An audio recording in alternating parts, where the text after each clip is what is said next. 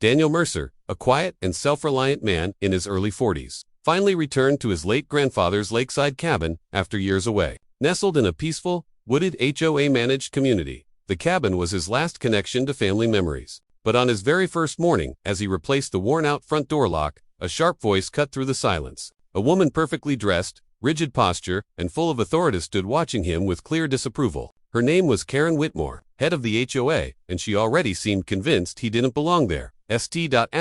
Karen wasted no time asserting control. She questioned Daniel's right to the property, demanded documentation, and criticized his unauthorized changes starting with the new lock. Despite Daniel calmly explaining that he legally owned the cabin, Karen insisted that HOA rules required approval for any exterior modifications.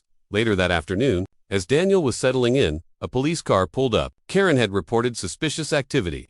Daniel stood stunned as officers questioned him about his own property, while Karen watched from a distance, arms crossed, certain she had the upper hand.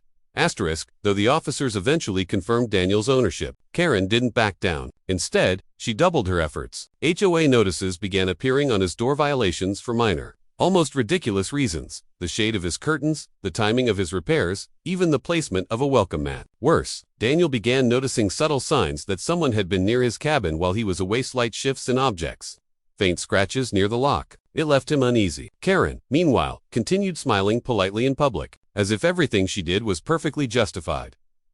One evening, Daniel reviewed old paperwork his grandfather had left behind, and discovered something surprising. The cabin, built long before the HOA existed, had special clauses protecting its structure and modifications. It meant Karen had far less authority over his property than she claimed. At the same time, Daniel realized something else. This wasn't just about rules. Karen was used to contraland. She didn't like being challenged. Instead of arguing further, Daniel decided to respond in a different way, quietly, but effectively.